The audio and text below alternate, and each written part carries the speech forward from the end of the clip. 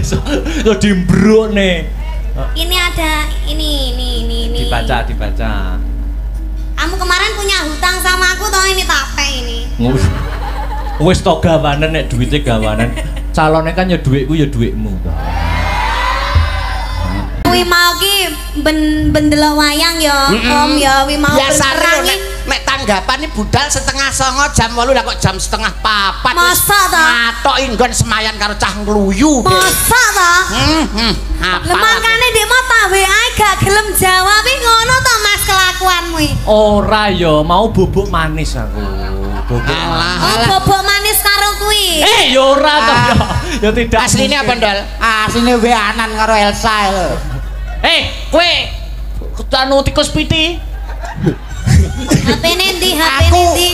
Aku delok. Ngendi? HP-ne nyo. HP-ne. Delokan. Alah ora jujur wong lanang iki. Delokan wacanan. Kuwi asli jeneng Elsa ning kono jenenge Parno. Ben ora konangan. Apal aku model-model ngono kuwi. Kelakuane dalang-dalange ngono kuwi. Lagi. Iki sayang iki. Lah, sayang ki sapa? Ndi kene. Dalak. Delok kene. Ora oleh tangane cukup ning kono diam. Ya sayang ndi. Sapa? Sik ta. Ya tangane. Lah sayang kena fotone gambarmu nek iso. Ora, itu. Ndi to? Sing ndi? Masa gambarmu? Lah kok rupane persis mbokmu. Yo anake kok ngucapkan salam cek. Oh iya, kagem sedaya. Assalamualaikum warahmatullahi wabarakatuh. Wah, penontonnya Buya ini ya Mas? Iya, itu. Masya Allah, subhanallah. Ulang tahun SMA Pegri. Kok Pegri? Pegri guru. Lah aku ya neng tulisannya Pegri kok. Ya Mas Dik itu di bawah naungan Pegri. Maksudnya SMA 1 Nganjuk. SMA 1 Nganjuk. Oke. Semasa ya Mas? Semasa Nganjuk, semoga semakin sukses ke depannya, semakin banyak muridnya, semoga lulus semua, terus semakin maju, semakin bermutu, semakin jaya, sejahtera selamanya, amin. Nek murid kene iki mempunyai moto bersatu bermutu nomor 1. Mutune jelas apik-apik. Contone alumnine ya kaya aku. Ini kan bermutu apik. Mutune kan apik ngono to. No comment. No comment lho kepala sekolahnya Pak Asop. Bapak Asop. Ya, didongakne apa? Bapak jangan ya, Mas. Hah? Bapak jangan. Kok Bapak jangan ya? Bapak Sop. Kuwi jangan sop. Nganggo A kok. Oh ya. Bapak Asop niku sing pundi to, Kang Mas? Yang duduk di depan, Nggih, kita doakan aja ya. Iya, no. Mugi-mugi tansah pinaringan panjang yuswanipun. Amin. Terus sehat selamat wilujeng. Awet leh momong anak putune. Amin. Yes, wish you all the best. Wah, dah. Apa mau lulup the best sih apa? Wis lulup the best sih lho masak. Doa terbaik. Oh, doa terbaik buat SMA 1. Ya, dan juga Bapak Sop. Bapak nganggo A kok sop tok ya Bapak Asop. Ngene ya Dik Niken ya. Kenapa? Kan aku ki ketemu terakhir karo sampean kan ya pentas ning Kemlokologi kemarin. Dek ingin lagi ketemu kok iso ngomong ngono. Dek ingin lagi ketemu kena kita. Apa kok? Iya apa maksudnya? Maksudnya ketemu. Maksudnya itu di sini dalam arti ketemu di panggung. Iya. Itu terakhir di Kemlokologi. Iki lagi ketemu neh. Ora ning Kaiwi apa ning sing aku pacaran karo Mas Badar kuwi lho ning. Ning Nganjuk ning ndi Mas? Balai Budaya toh. Heeh. Ya tapi kan sampean tidak menyinden di sana. Oh iya. Ya, mula aku kangen suaramu, weta. Ora ketang sak tembang untuk menghibur warga masyarakat, khususnya keluarga besar SMA Negeri 1 Nganjuk. Nembang apa lho cah? Suaraku ndak tekai. Olah yo ditekak-tekake to. Nyanyi ya ndak? Loh kok nyanyi yo? Lah sampean sing bawa. Oh, aku kon. Sampean bawa. Terus sing kok aku tak sing ngendang. Sing nembang sampean njaluk slendro apa pelok? Manuk. Manut. Kok manuk lho Mas. Manut. Pelok ya, pelok. Pelok Mbah Targun. Kepo ya enek lho dalang kok dikongkon sinden nek ora awakmu gitu. Ya kan saling membantu toh. Ya tapi kan ngene iki nek sing wani kan nggur sampean njel bawanono Mas umpama ngono Sinta Mbak Enggar apa wani. Bawa sing bawa sampean Mas ora wani to. Sing wani nak nggur sampean kaya ngene gematiku lho mosok jebuk curigai karo masa laluku ya. Sing mantan yang semasa wis sapa ngono. Tapi Ben VC mesti bahas mantane nyapa? Kapan ndak tahu ya ndak pernah ya aku. Kok iso bahas? Sumpah. Ora nate. Wis ora sak sumpah-sumpah didelok penonton oke semene. Oh iya. Apa ya pelak? Ndang barnya nyabar. Waduh. Tak mut. Batukmu, batuk. Pelak.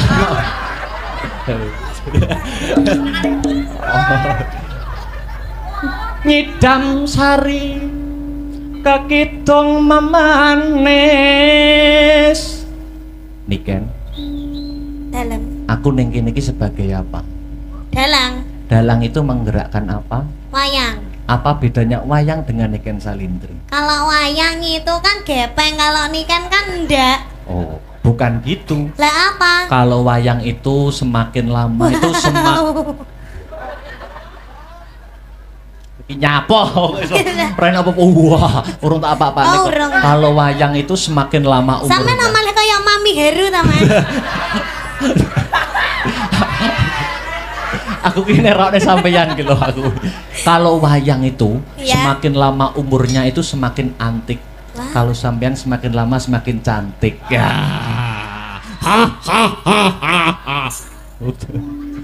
Napa ndelokmu kok tekan ndi mau? Mbah. Kaya ngene.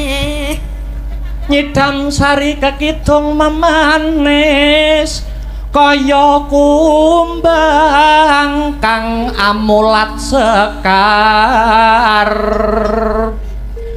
kepengin ngisep madune brangangang swara arum yayah manten kang lagya karon deni Rama Metprana marang Kusumayu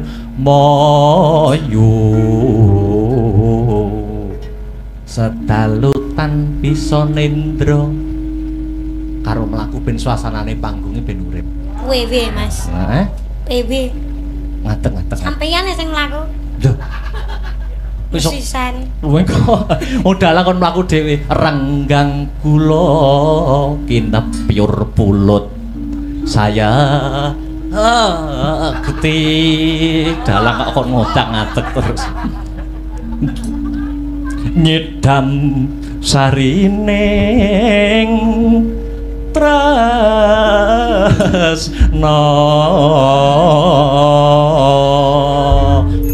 mlakune dak ngina-ngene kaya mentok.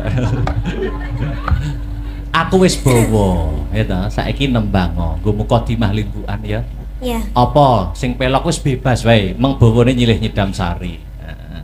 Setia tuhu mawon nggih. Setia tuhu tak nyimakkan kene ya. Mungkin nek mboten teka pripun Mas? Ya tak junjung nek ora. Tenan ya? Ya. Ya wis ra tak tekakne nek. Ora. Apa ya tega ta? Monggo setia tuhu nembang alon-alon. Yuk dibaca. Kamu kemarin punya hutang sama aku toh ini tape ini. Wis to gawanen nek duwite gawanen. Calone kan ya dhuwitku ya dhuwitmu to. Kecuali nek rokok ki nak nggo aku, sampean kan gak Lah yo ngerokok. gak apa-apa toh tak ge aku toh. Rokoke sampean kan beda, ya dibaca ya, heeh. Yo, Ini panjang ini. Iya, panjang no, Teruntuk Bakul Kok dan Mbak Nita. Bakul Kok. Samian Bakul Kok jenenge. Iya. Terus Semoga kalian bisa seperti Kok dan Raket yang tidak bisa terpisahkan, selalu sejalan dan satu tujuan.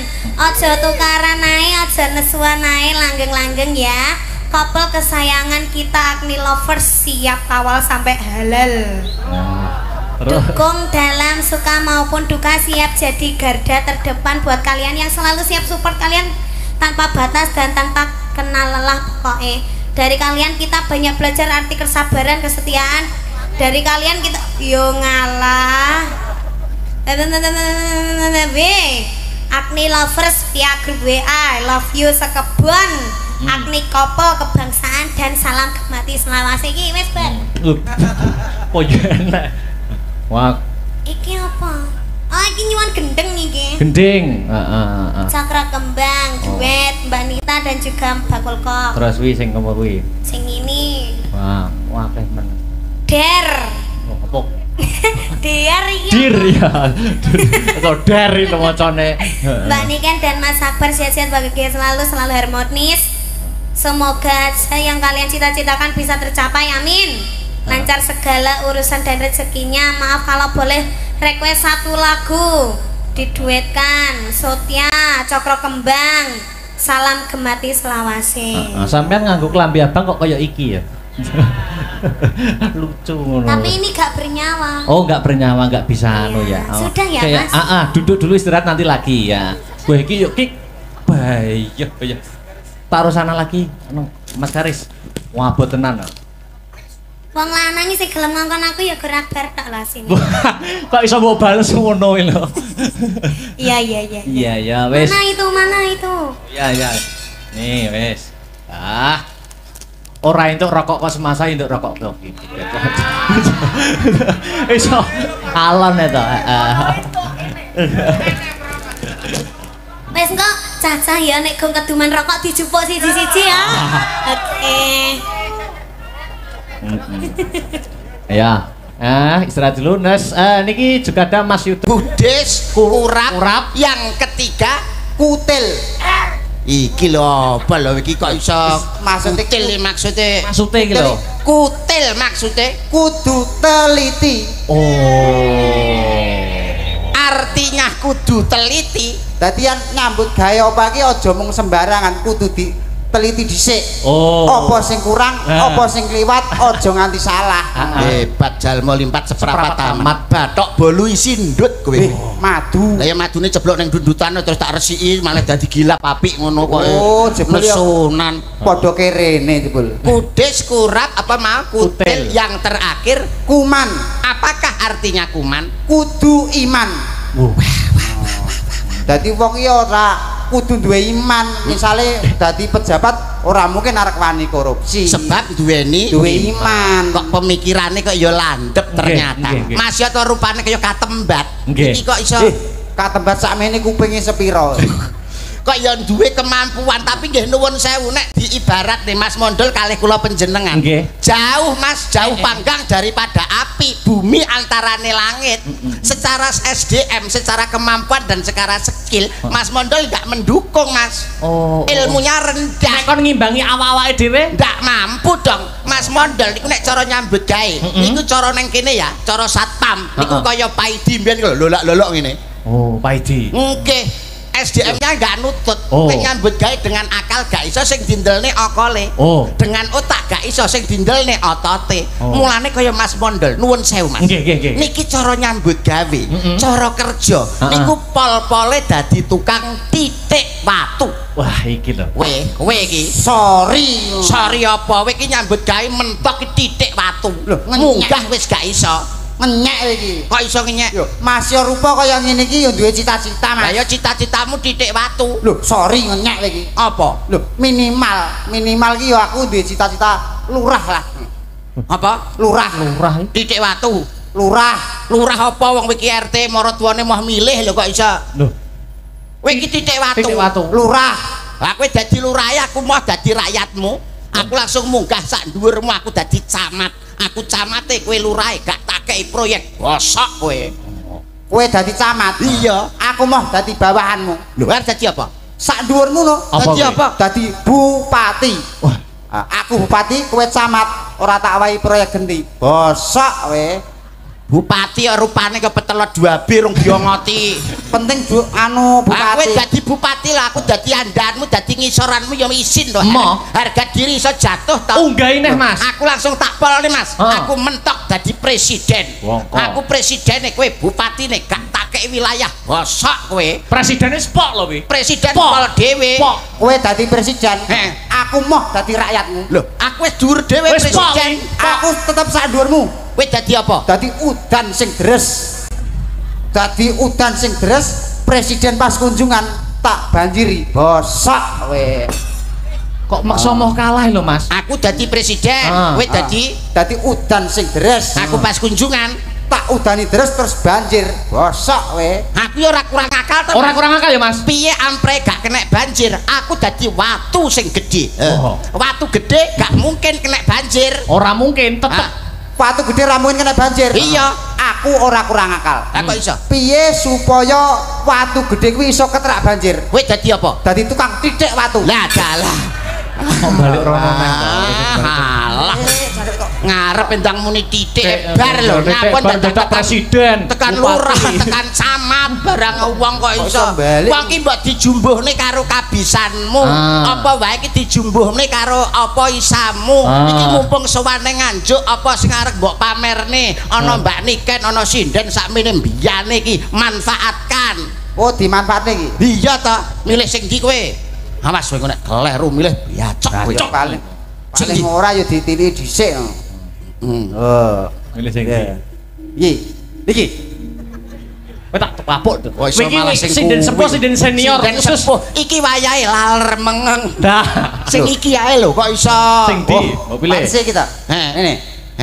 Paling ora ya iki lah. Heeh. Oh, gak iki. Gak iki ana sing duwe. Nyapa lho, tapi mboten napa-napa. Oh, bebas panggung itu milik umum. Panggung itu milik umum. Di bawah boleh menjadi pacaran, tapi kalau di atas panggung milik umum. Monggo bapak-bapak ingkang badhe ngumumi, monggo. Omah dadi. Kowe karo Mbak Niken. Oh, apa iso, apa iso. Mustikaning jagat. Bebasan tepung gelang anggonku ngupadi wanita sing dadi gegantilaning nala memani ing netra ora ana liya kejaba mung sliramu Yayi. Aku tresna tenan karo kowe. Oh ngono kok. Menapa saestu to Kang Mas? Iki tenan jare. Lho, ngono to prasiswa goblok ora umum. Wah, ketoprak ora iso. Prak kok Yayi. Yayi. Ngene lho nadane. Yayi. Yayi. Yayi. Iki mau dadi sapa? Anu Panjiasmara bangun. Oh, kok tipes ngene Panjiasmara. Ora lagi bar lara lho Mbak. Sik sadurunge misalkan cara megang iki aja mbok kenekno tapi cukup ngene tok wae. Lah, ini tok. Cukup ngene tok wae. Tadi dia lek megang piye Om? Ngeten. Lho, ngeten lho Mas. Ngeten ngawur kowe. Contohnya piye Mas Sido? Ngeten tok. Lho, cara arep jawil janggut. Nek mau cukup ngene tok. Lho, ngene tok. Ora perlu ora elah Mas. Lah kok malah akeh kowe? Nyontoni Mas, nyontoni. Ono pisan kok nggo nyewak. Nesunan pacare nesunan. Repot musuh tilasane Elsa iki. Aku bar iki mantuk aku. Aja. Cara aku nesu, cara aku Nesu no. Wong Ora edan. kuwi mau ki bendelok wayang ya, Om ya wi mau biasane nek tanggapane budal setengah 09.00 jam 8 lah kok jam setengah 4. Masa ta? Matoki nggon semayan karo cah ngluyu. Masa ta? Apa? Makane ndek mau tak WA gak gelem jawab iki ngono to Mas kelakuanmu iki. Ora ya, mau bubuk manis aku. Oh, bobok manis karo kuwi. Ya ora to ya. Ya tidak. Asline apa Ndol? Asline weanan karo Elsa lho. Kowe anu tikus piti. HP-ne ndi? HP-ne ndi? Aku HP-ne ngendi? HP-ne nyo. HP-ne. Delokan. Alah ora jujur wong lanang iki. Delokan wacanan. Kuwi asli jeneng Elsa ning kono jenenge Parno. Ben ora konangan. Ora konangan. Apal aku model-model ngono kuwi. Lakuane dalang-dalange ngono kuwi. Lagi. Iki sayang iki. Lah, sayang ki sapa? Ndi kene. Dalang. Delok kene. Ora oleh tangane cukup ning kono diam. Ya sayang ndi. Sapa? Sik ta. Iya, tangane. Lah sayang gena fotone gambarmu nek iso. Ora, itu. Ndi to? Sing ndi? Masa gambarmu? Lah kok rupane persis mbokmu. Yo anake kok bocah. Anake aku lali aku sing mau lho anake yo gak oleh. Wes. Wes apene Sita. Apene Sita, Mbak. Ayo Ndol, dirayu neh Ndol. Alah. Bengi iki menang kowe Ndol. Menang aku. Iki lho, dalang kok HP-ne disita. Pacar yang munggu jeneng tok Mas Mondol bae ganteng ya. Aku pancen ganteng. Bagus, apa meneh lek diceplot bangkane. Aku malah kelingan gone kuwi. Pengen lah. Kok keprake suarane ra penak ya banterno. Banterno den keprake suarane ra penak. Lah jejeg iki lho anu kurang banter. Lah piye? Sing banteran jejeg ora saka sone. Lah piye? Lehmu nesu lho kurang tenanan. Mas Mondol. Iya. Dodone sampeyan yo. Lho. Dodone dilus-lus. Tak bales engko. Bales ye. Enek anu kok Ora masalah. Kan di panggung kan untuk umum. Neng panggung ibarat kendaraan plate kuning. Iya. siapapun boleh naik untuk umum. Pamane aku karo Om Yuda ya biasa karo Mas Mondol biasa. Nek tak pengen. Jane cangkeme sing obo-obo yo. Wis pertama to. Alah. Soale kono ndek mau wis di WA karo mantane. Ya wis. Anu ae. Diwales ae gitu. Sini Om Yuda. Oke. Alah. Monggo salah sipon monggo. Mbak ngene penak ya. Enak yo. Tapi suwe-suwe yo keju. Mantane dhek L300. Wis L300 ya. Terus iki lho Mbak Niken sampean ngenek nek lawoke. Alah. Modele sok imut. Anake sapa iki? Anake sapa? Anake Pak RT. Terus. Terus Wis ora gede dadi apa? Maling. Mantri. Mantri apa? Mantri suntik. Suntik ka sapa? Nyuntik kowe. Ra pareng tak slowentik bisa tak selentik lho. Kuwi ngono tapuk. Kentek ngene lho. Tak patan desem. Kaya Bojonegarem kowe. Kita di pacar Bojonegoro ya. Ya punya aku pacarku ya di mana-mana ya. Iya dong. Apa itu pacar cuma satu ya kurang ya. Kuno. Ngapa mela-melai? Iso jentak. Mela-mela. Berarti pacare kono luwih akeh. Padahal dhewe mo ya gur guyon ya. Krungu-krungu jare nang isi ya duwe sitok sinden. Ora, ya ampun. Dalang yo ngono kuwi. Dalang kelakuane dalang ning dinggon ngono kuwi. Ya Allah, astagfirullahaladzim. Dalang wis kelakuan. Makane kok mesti bolak-balik ning Solo menyolo terus. Lah sampean dadi pacare dalang sabar, Mbak. Ibaratnya kaya botol kecap kalau isine nek dinanti penting botolnya mulih ngono lho. Ruki, apa to bathine duwe bojo dalang, duwe pacar dalange apa? Lah penake bojo apa? Lho, penake bojo dagelan. Kok iso penak? Lho, misale paling ora yuk gundul ngene iki. Lho, pikirannya bludrek, mama pikirannya bludrek. Lho, misale pikiran budrek. Lho, dijak guyu. Dijak dakel guyu. Maratuwane niki lho guyu kekelen geblak ngantek mati lho Mas niki. Sakit ya anu ya. Lah nek bojo dalang, misale blonjo muntek. Paling yo Upamane Mas, belanjane kurang.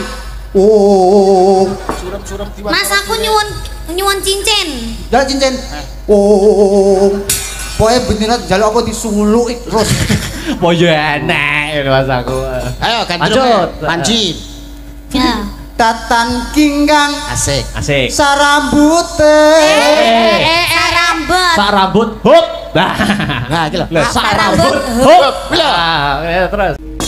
Bidal kula saking kraton Mandura dumugi wonten Pendapi negari Ngastina boten nyandung rubeda sawiji menapa. Ugi kula ngaturaken panuwun dumateng Yayi Duryudana. Karana menapa? Karana sedaya kakurmatan kagem ngurmati prapta kula wonten ing negari Ngastina mriki. Gandeng kula sampun dumugi ing mriki, sumangga Yayi Duryudana kalilan paring dawuh Yayi. Wonten perkawis ingkang pundi dene kula Keng Raka ing Mandura pimrih prapta dateng ing negari Ngastina mriki. Biyuh wis ana setahun kula mboten dolan wonten ing negari Ngastina mriki. Mireng pekabaran lah kok jenengan pun badhe purna tugas. Pun meh setahun kula mboten dolan mriki, krungu-krungu sampeyan wis arep purna tugas bareng kula dolan mriki tenan biyuh wis iso ngedekne joglo, wis iso ngedekne barang kalir. Luar biasa. Duka Koko Prabu kula suwun rawuh wonten ing negari Ngastina mriki awit raos kula sak mangke nembe tumlawung sedih. Panjenengan lagi sedih lakar kados mekaten. Nek nganti niki mengke rasa sedhihe Prabu Duryudana boten saged dikendhaleni. Kula kinten wibawanipun Duryudana badhe surem. Wibawanipun negari Ngastina badhe mrosot. Bapa Panemban Begawan Durna. Anak angger Prabu Duryudana wonten dawuh pundi ingkang pundi nggir? Monggo pun Bapa Durna katuran paring pangandikan selaras kalian ruwet rentenging manahipun Prabu Duryudana.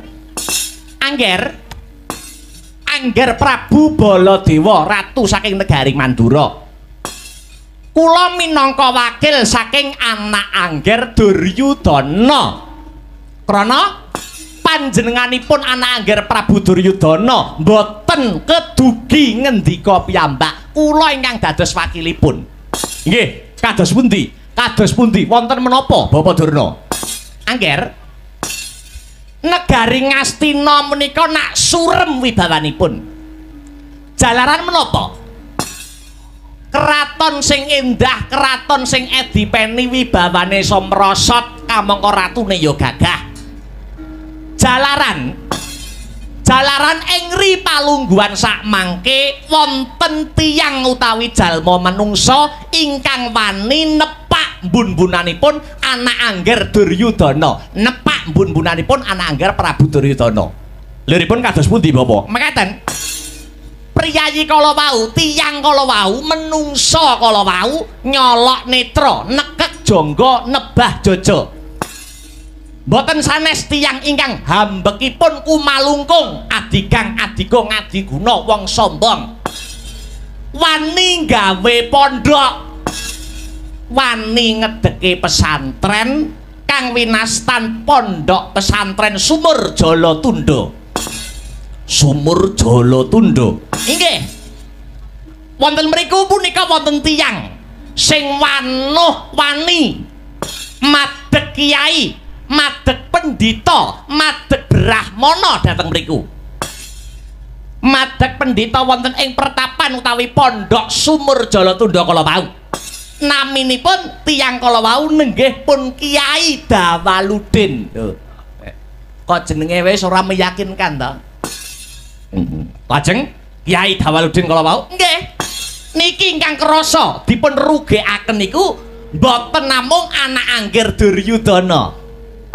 Ning sing krasa dirugekke nganggo banget niku mandar kula. Lho, mengki riyen Bapak Durna kok malah sing ngrasa rugi niku kok malah jenengan Panembahan Begawan Durna niku nganggo dasar apa, nganggo wewaton menapa? Mekaten. Tahun ajaran baru niku adat saben murid kula niku wonten 100, wonten 200, wonten 300, banter-bantere 500. Ning sak sampunipun wonten pondok Sumur Jala Tunda kala wau sing dipimpin karo Kiai Dawaludin. Beh, murid sing daftar teng kula niku 10 niku mawon mboten genep. 10 wae ora genep. Nek nakal-nakal ngaten. Gurune mulang kok iso turu. Gurune mulang iso pamit nguyuh jebul bablas ning kantin. Pun jutek niki kula niki. 10 niku mawon bencoleng kabeh nggih. Mila saking menika. Inggih, Yayi, pripun? Paduka Koko Prabu kula aturi rawuh. Krana badhe kula suwuni pepajar utawi pepadang.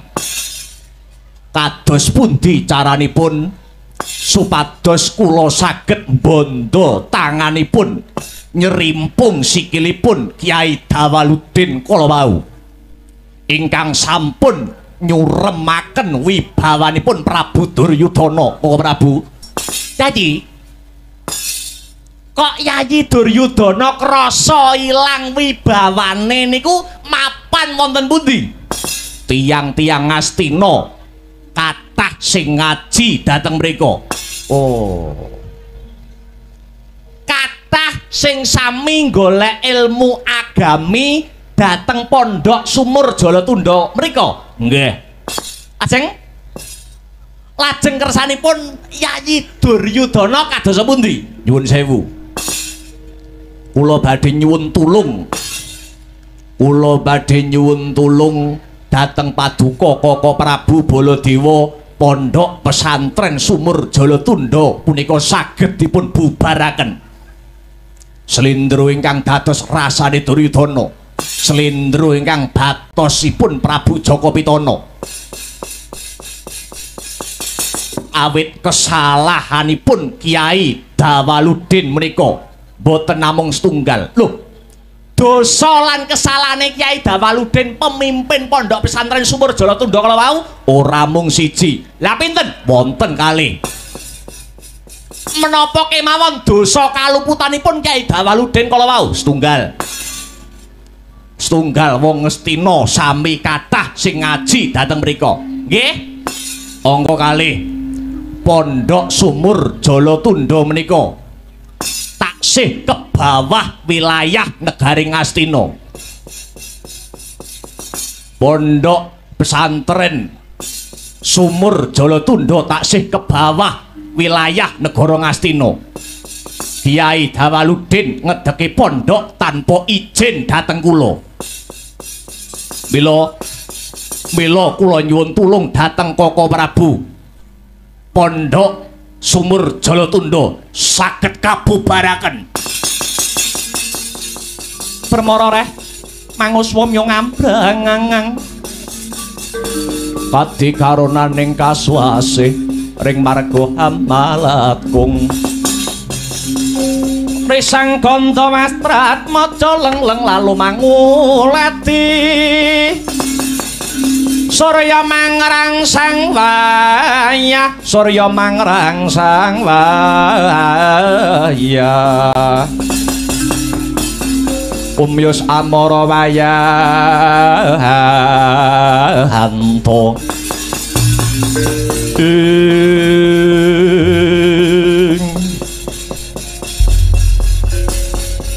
Yayi Duryudana nggih. Oken bubaraken Pondok Sumur Jalatunda kala wau. Nggih, nyuwun sewu. Kula badhe tanglet riyin, nyuwun sewu. Sing diparingke dhateng wong-wong Ngastina ingkang sami ngaji teng mriku nika jane ilmu napa to? Ilmu agami. Agami niku napa? Agami niku aturan saking Gusti Allah. Aturan kagem sinten? Aturan kagem para menungsa. Kersane napa? Kersane yuwana. Maknane yuwana slamet dunyane, slamet akhirate. Lho. Lah nek dasare ilmu ben slamet donya tekan akhir, lah kok jenengan malah pegel niku dasare napa? Napa pancen dasare jenengan niku diitik-itik kalian Durna? Sampeyan dienggo alat kalian Durna? Mergo sing paling rugi Durna, mergo murite pirang-pirang do ngalih rono. Engko aja-aja gek ngono to Yayi. Jenengan mung kangge alat Pendhita Saka Lima Begawan Durna. Engko gek ngono engko. anu pun mboten sahun anu. Pun ngaten. Nggih, wonten mriki lho Yayi, wonten mriki. Wonten mriki dunungipun nyuwun sewu. Tiyang mboten semeleh rasane. Tiyang sok-sok keterjang ludira inggil utawi darah tinggi. Sok-sok ketiban stroke lan lintu-lintunipun niku rak wong sing duwe kesenengan seneng ngurusi urusane wong liya. Pun to mang titeni sugihe wong liya. Wong kok seneng ngurusi sugihe wong liya. Wong kok seneng ngurusi suksese wong liya. Karo petan karo omong-omongan. Yo lah ngene iki gunane apa ngitung-ngitung kayane liyan gunane niku napa? Mboten uru niki mengke badhe nuwuhaken pitenah. Nyun sewu. Nyun sewu. Sedangonipun kita seneng ngurusi urusane liyan niku nek ken tentrem rasane mboten saged. Jer Gusti niku Maha Agung niku sampun mranata karo mahe dhewe-dhewe. Gusti niku pun nata karo mahe dhewe-dhewe. Pun to, Yayi Duryudana duwe negara jembar oke. Awake gagah gedhe dhuwur oke. Ning nek sampeyan kon kaya Yayi Prabu Puntadewa mboten saged wibawane adoh. Lha nadyan to Yayi Puntadewa niku wonge kuru klular, kelulur, kelemar, kelemer.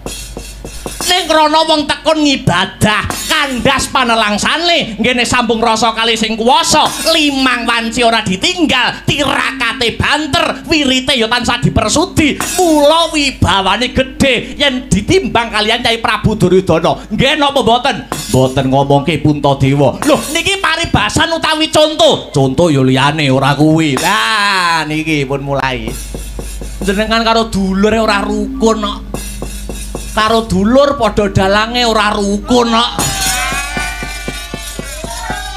Wonten mriku. Lah sampean karo dulure ora rukun dak karo wong liya kon rukuna. Nggih wonten mriku. Wong iso terhormat mungguhe pangeran niku wonten papat. Kula baleni nggih. Sing diarani wong terhormat ana ngarepe pangeran niku wonten papat. Lho, papat ritak niku ora ana sing depok senggol kalih perkara bondo kalih donya.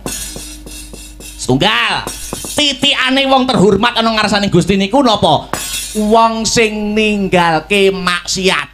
Mo 5, madat, madon, minum, main, maling.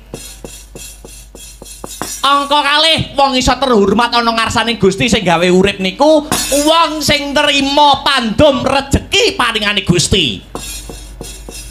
Kula niku mboten sugih ben mboten gumun. Kula niku mboten kondang ben mboten gumun. Kula niki mboten viral ben mboten gumun.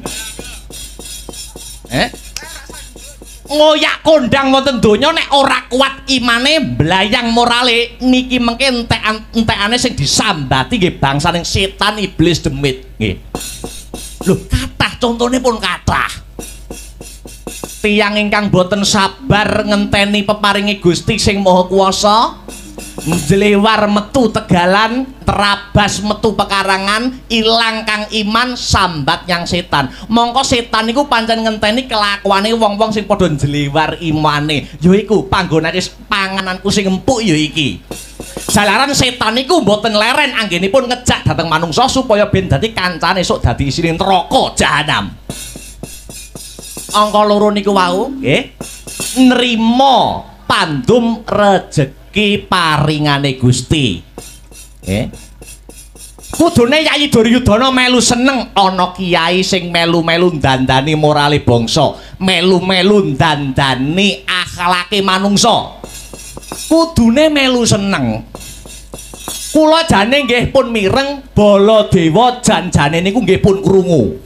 Nggih. Kula niku sampun krungu. Kula sampun krungu menapa? Warga kula dhateng negari Mandura niku nggih tumut ngaji dhateng mrika. Warga kula dhateng negari Mandura niku nggih wonten sing ngaji dhateng pondok pesantren Sumur Jolo Tundo. Minggu iki wayahe RT iki, minggu sok wayahe RT kono. Ngaji teng pondok Sumur Jolo Tundo. RT niku mboten kula seneni, ning malah kula sangoni. Lho ngaten. Kok malah disangoni? Nggih. Eling-eling RT niku olehe nggo apa to? Siji pilihan RT, loro pilihan takmir masjid niku mesti akeh sing Indo. Siji pilihan RT, loro pilihan takmir masjid mesti akeh wong-wong sing do Indo. Mergo ganjarane swarga. Jajal, sok nek pilihan DPR, bayo sing ngedum duit rono rene bayo numbuk bentus nibo nangi. Ndi-ndi sing kulino arep ben dipilih kok ngedum duit, nggih niku calone bajingane nggih niku besok. Mang titeni. Ula niteni wit biyen kok ula. Wong kok ngedum duit niku akeh mesti duwe pamrih. Iki sok mesti balike semene. Nek wis enek tembung balike semene iki sok nek sing diprioritaske ora kepentinganing para kawula ning sing diujuk mung blenduke wetenge dhewe. Nyuwun sewu. Balik wonten ing benang merah, titikane wong terhormat ana ngarsaning pangeran siji ngedohi maksiat, loro nrimo ing pandum. Nah, ingkang angka 3 Yayi. Niki sing perlu kula aturaken krana dhateng mriku Gusti anggenipun paring dawuh niku cetha sanget. Sing diarani mulya mungguh Gusti niku wong sing gedhe takwane. Takwane iku tegese nindakake perintah, ngedohi cegah. Angka 4 sing pungkasan titikane wong terhormat ana ngarsaning pangeran niku tiyang sing sregep ndonga. Ndonga. Nggih. Nanging nggih kula awer-aweri tata kramane wong ndonga niku kadang cok dikabulke nek saurunge ndonga gelem sik karo sing ngelem utawa muji-muji karo sing arep dijaluki. Nek sadurunge ndonga karo pangeran, sadurunge ndonga karo Gusti Allah niku ngelem dhisik karo Gusti Allah, karo sing arep dijaluki niki mengke mesti kathah kasile, kathah kabule. Padha kali wong arep nyilih utangan nika, mang perhatekne wong arep nyilih utangan niku upamane ana wong namu ning direktur Exindo sak upamane. Nggih. Ana wong dolan rono. Menika nyuwun sewu Bapak kula teng mriki badhe angka setunggal silaturahmi. Angka kalih baya jenengan niku sampun sukses kariripun, sampun luar biasa pembangunanipun. Anggenipun ngabdi teng Bumi Nganjuk. Angka 3, Pak niki kula mbetahaken duit 10 yuta. Lho, wong nek wis dialem ngono sik mak telusur 10 yuta ya dikeki. Beda nek wong ora kenal, ora gelem ngelem, ora gelem sapa aruh njaluk utangan 10 yuta. Jelas disatru sak umur urip. Ngaten nggih.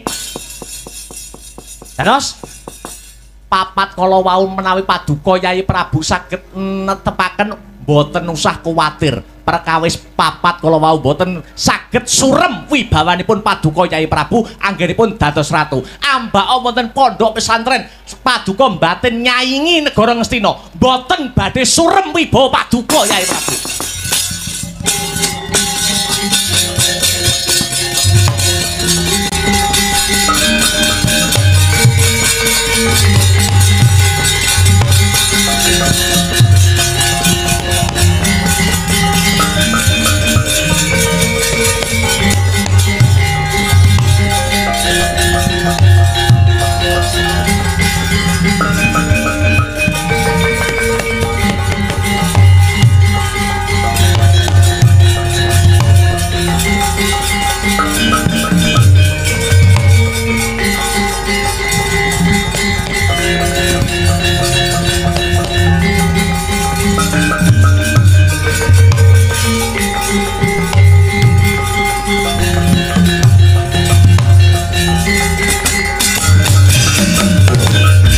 Mongko kanthening tumu salami mung awase eling-eling lukitan ning alam,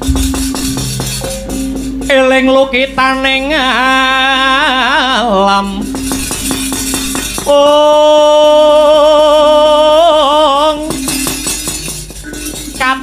nadyaning dumadi supardi mring sasama samaning manungsa sami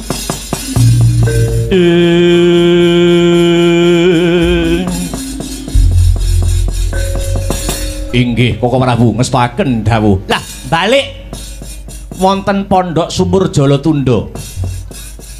Jenengan boten rugi kok Yayi. Jenengan boten rugi ngeragati nggo kepentinganing agama niku boten rugi. Nek enek apike wong Ngastina sing bathi nggih jenengan piyambak. Lho nggih. Lajeng nek miturut paduka Koko Prabu Mandura lan miturut pamanggihipun Bapa Panembahan Begawan Durna kadosa pundi? Nek kula beda pendapat kalian anak Anggar Prabu Baladewa. Nek kula tetep teguh kalian pendirian kula, Pondok Sumur Jalatunda dipun bubaraken kemawon. Pancen pondok niku lagi sewulan lagi rong wulan. Nek niki pun setahun rong tahun, ibaratipun wong-wong Ngastina niku pun diumbah utekipun, diumbah pikiranipun, menawi sampun kompak sing diumbah pikiranipun badhe jongkeng palenggahanipun sinuwun anak Angger Prabu Duryudana. Badhe jongkeng kawibawanipun paduka anak Angger Duryudana ingkang dados ratu wonten negari Ngastina mriki. Satemah pimpinan wonten ing negari Ngastina mriki besok ora Prabu Duryudana ning Kyai Dawaludin. Menawi Koko Prabu Mandura kula tetep rumajang kalian niat becikipun Kyai Dawaludin kala wau. Sebab napa? Ngastina sakniki niku nembe bobrok morale. Nggih? Nembe bobrok morale. Perlu didandani sithik mbaka sithik. Nggih. Mula penting, mula baku wong-wong sing nengenake babakan panembah, wong-wong sing nengenake babakan kautaman niku penting sanget. Kados Kyai Dawaludin pengen dandani morale wong-wong negara Ngastina. Kula sanget rumajang, kula sanget condong. Malah nek pondok pesantren Sumur Jalatunda dipun bubaraken, Prabu Baladewa ingkang badhe mbelani Kyai Dawaludin kala wau.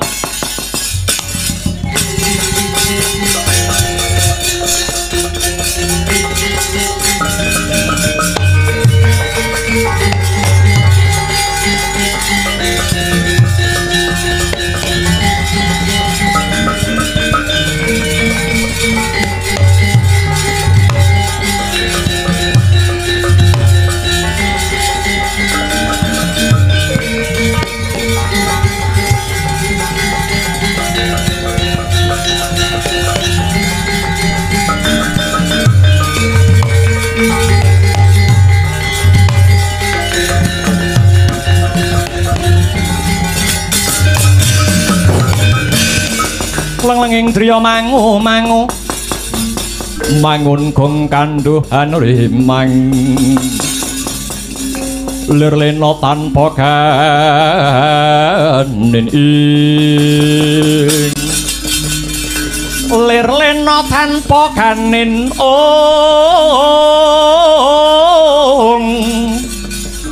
yen tantulusa yen tantulusa mengko sang Dyah Utama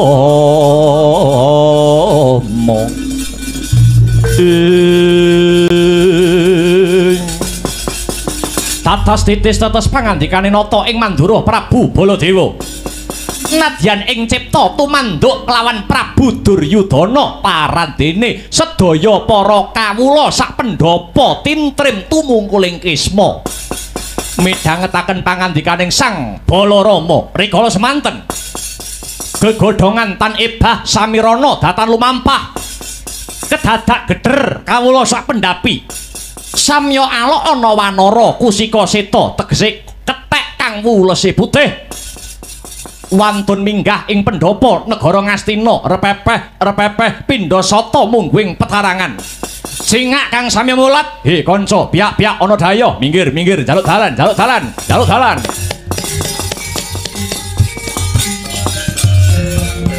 lagi cawawan sabda ora kang sumewa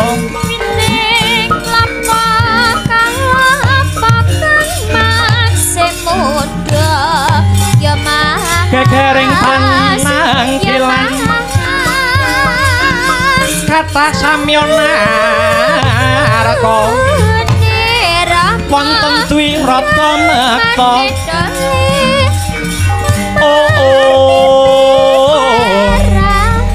raja gunes wicarane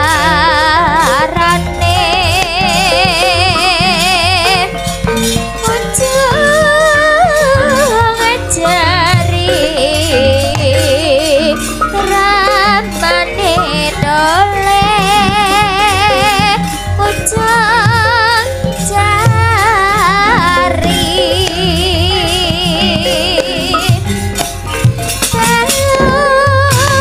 rondening kalapa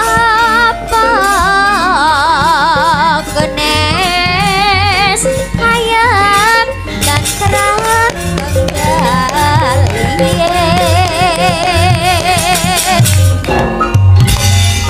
minangku saya tidak jauh sada ya mas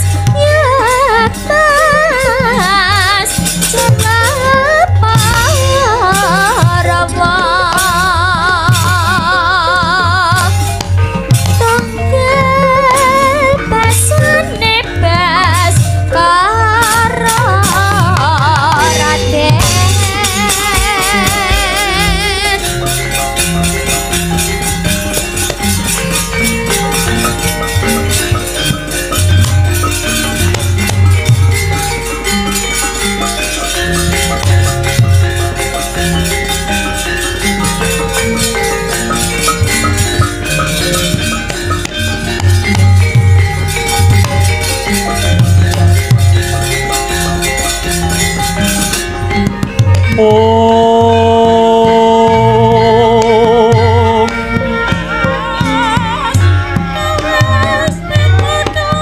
Anoman malumpat sampun prapteng witing Nagasari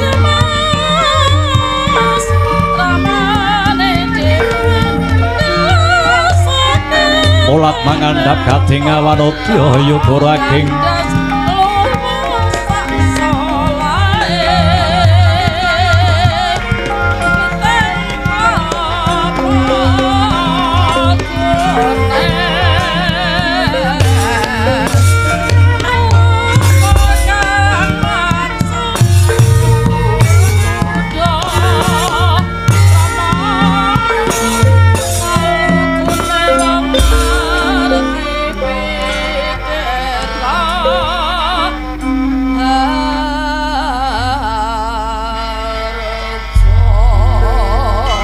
Anjarah kang puspitorum kasiliring samirana mrih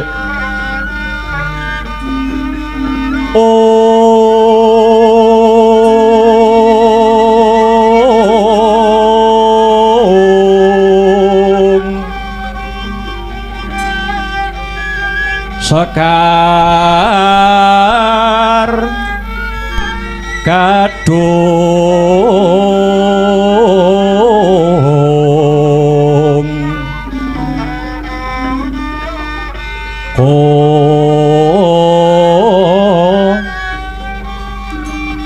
ngas gandanyo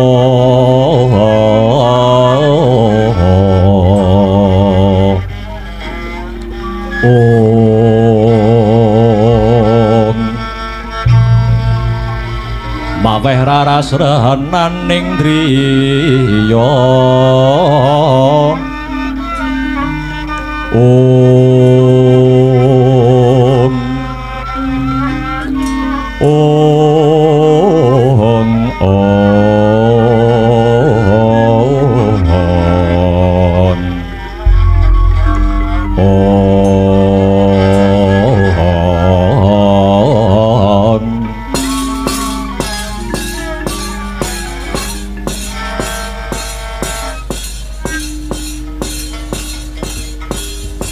amit Pasang Kalimantabik pisowanan kula sinabeto ing ilo-ilo duni dumawaing tawang towang.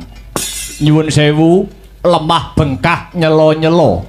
Saderengipun kula ngaturaken sembah pangabekti dumateng Sinuwun Prabu Duryudana. Ya Anoman, banget panarimaku gawe bombong ing pikir. Ora lewat pangestuku wae tampanana Anoman. Nun inggih kula pundi dados jejimat Sinuwun. Dekepenakne anggone padha lungguh. Nok-nok ngestakaken dawuh. Iki pendhita Kendali Sada sing peparab Begawan Anoman lakar kasinggihan Sinuwun Mandura Prabu Baladewa. Dikepenakne anggonmu padha lungguh ya Anoman. Nun inggih mboten kirang sekeca anggen kula lenggah. Sembah pangabektiku kula katur Sinuwun Mandura Prabu Baladewa. Ya wis ndak tampa agawe bombong ing pikir ora liwat pangestuku wae tampanana senggono. Lho nggih kula tampi ngastu kekalih kula pundhing mestaka andayana jejimat gesang kula. Njandur gunung kadingaren kowe prapta menyang negara Ngastina kene. Sajak sumengko pengawak Bajra Sigra kang mawa Gita kang amangku gati.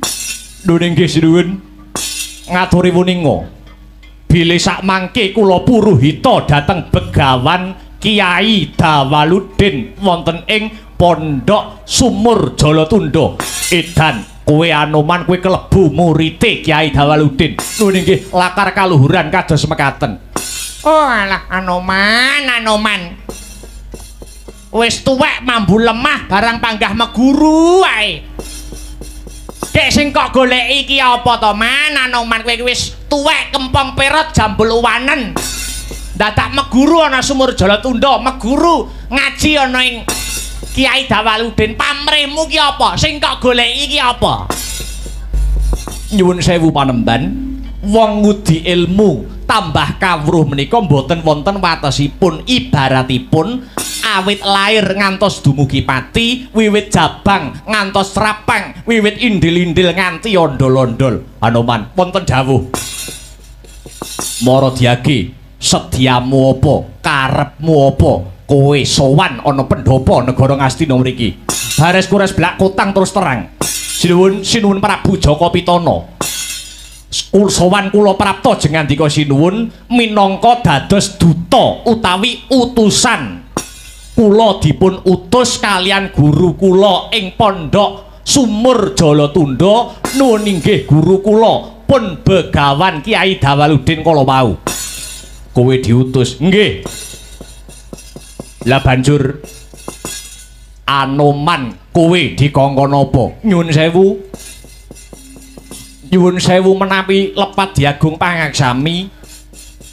Awit kula menika nampung mestuti napa ingkang dados perintahipun guru kula Kiai Dawaludin. Anoman sowan dhateng negari Ngastina mriki tinanggenah mboten ketang sagebyaring tatit. Sang guru kula, Sang Kiai Dawaludin badhe ngampil utawi nyilih wujudipun dampar kencana negara Ngastina. Edan kowe Anoman.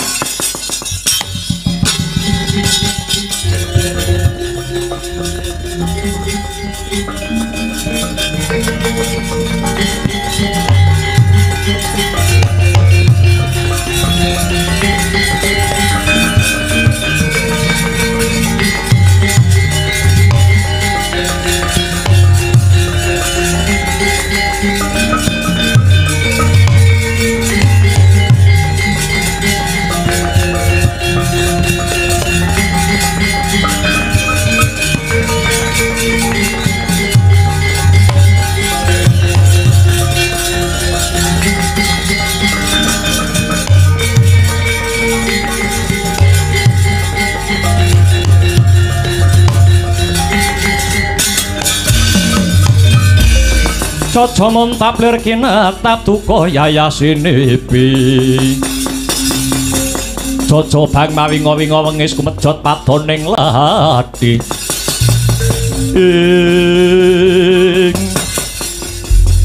Wis malaning rat leketeking jagat gelah-gelek bumi panusmaning jajalanat sukertaning bawana. Tersmak bathok mata mlorok ora ndedelok. Anoman, anggepmu apa?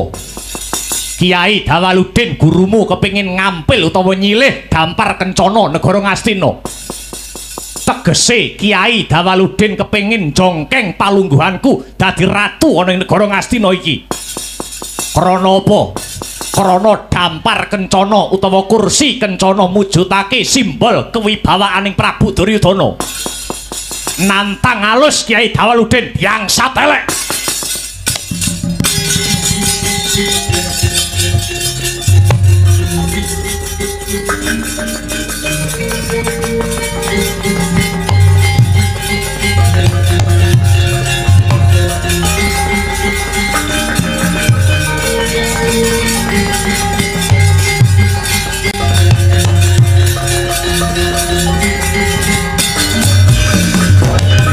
Baladewa Narpati duwe Nareswara Kresna sakalanggung tresnane marang Sahdian Banon Jinawi. Walah Anoman kowe kuwi abdine Yayi Prabu Kresna, kowe iki abdine adiku sing minangka dadi titise Bathara Wisnu. Ning kenang apa kowe ora iso milah, kowe ora iso milih. Endi to perintah sing bener, endi to perintah sing ngawu-ngawu gawar. Endi to perintah sing becik, endi to perintah sing elek. Anoman sumurupa. Paribasan sedumuk bathuk senyari bumi. Kiai Dawaludin kang bakal nyilih Dampar Kencana negara Ngastina ateges kepengin dadi ratu ana ing negara Ngastina. Paham ora? Goblok kowe Anoman, goblok. Ah!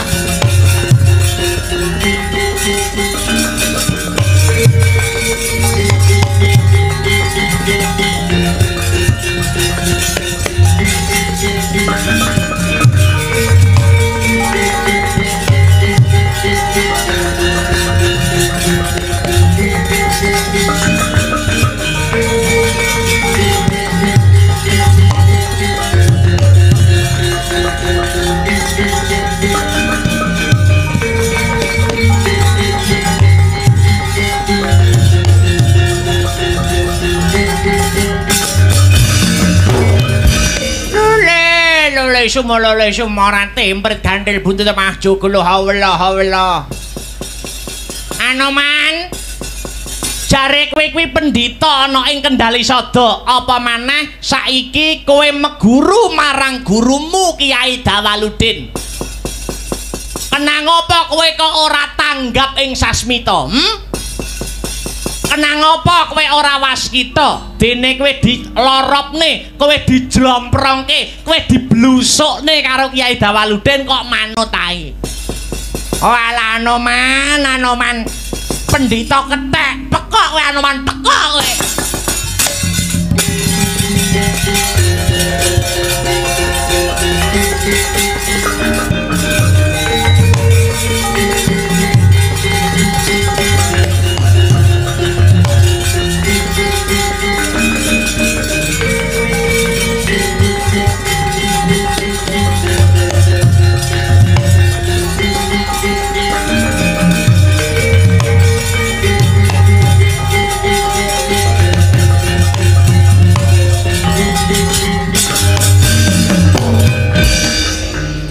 Enek tekek mangani debok, enek ketek lah kok goblok. Ya kowe kuwi ya.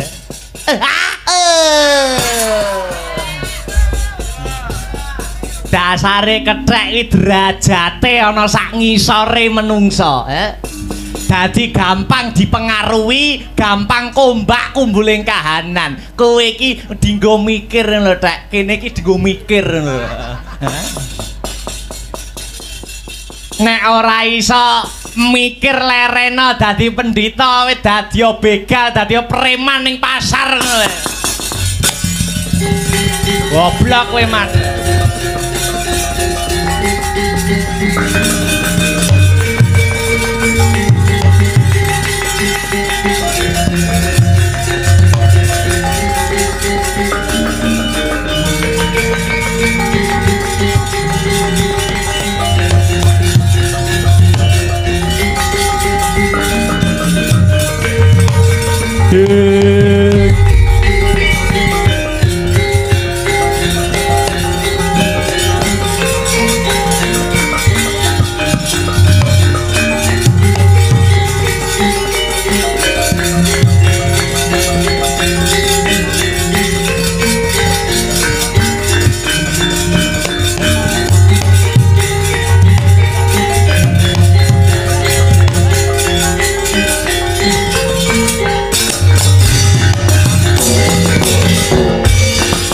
pandedel gayuh kekono Risang Rama Ndaya Patyana yaksa gung cangkrama namane wil katak sini jejagi jroning ware ong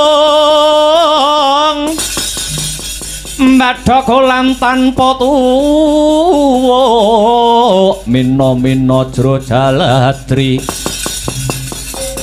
mila gugu saben ari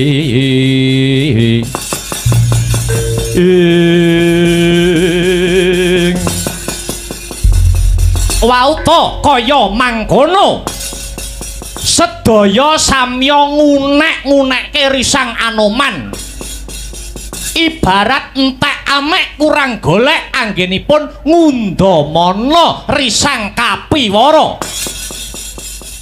Anoman datan ngucap nadyan mung sakecap ananging malah sedakep saluku tunggal nutupi babahan hawa sanga ngeningaken panca indriya panca lima indriya pengangen-angen hambirat hawa nafsu bebayu patang perkara nafsu alwamah nafsu supiyah nafsu amarah kang sarta mutmainah wis biningkas among sajuga ingkang sinidikara mandeng pucuking grana anut marang giyaning kekayun kayungnyun angayati ayaning paratama kaya mati sajroning urip urip sajroning pati liyep layap ing aluyut pindha pecating supena sumusuping rasa jati jati jatine risang senggana matek aji saipi angin sedyane arsa medal saking kraton negara Ngastina nanging lakuning Anoman malah keblasuk tumuju aning keputren negara Ngastina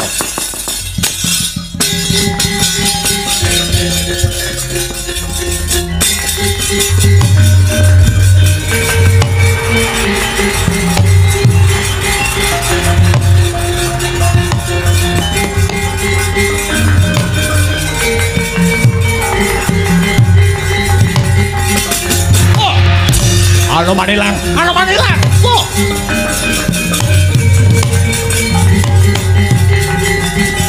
Anoman ilang kok Prabu. Wes meneng ndi iki mau?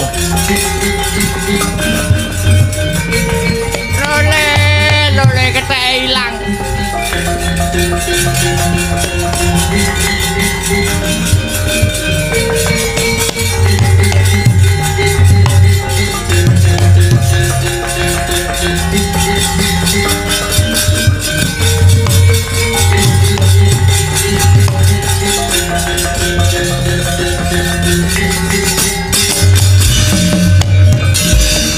Dadi atur-atur miturut anut sumarah mring Gusti dene sidi miwang utama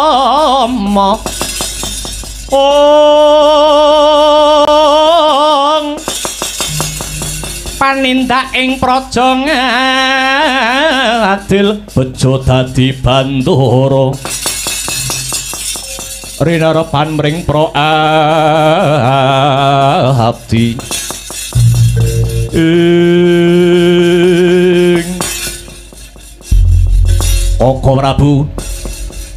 Koko Prabu Baladewa Anoman ical Koko Prabu Anoman ngilang lah inggih to Yayi mak keplas silang saking Pandulu niki saged dados bukti nggih Anoman kalah wibawa kalian Pendhita Durna.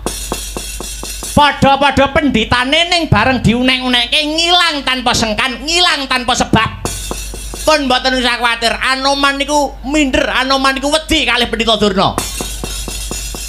Pulo Sumelang yen iki mengke Anoman gadah niat ingkang boten prayogi.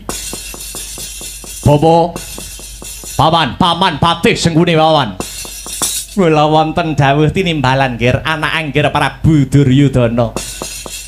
Kakang Dipati Basukarna. Wonten tinimbalan Yai Prabu.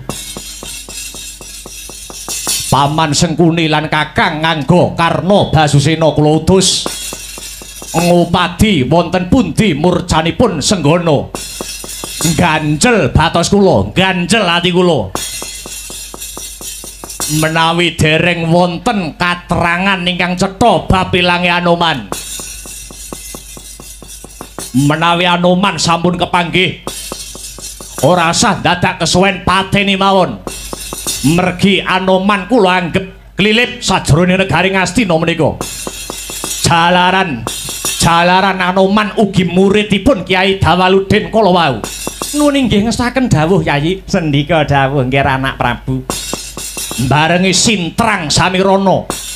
Mugi-mugi Ngastina tansah pinaringan ayem lan tentrem kalih saking bebaya menapa kemawon. Lintang samirana kentering mare tandikan puru ing paran linuntun ing kanon tumapa ing lelakon sintrang samirana kentering mare tandikan puru ing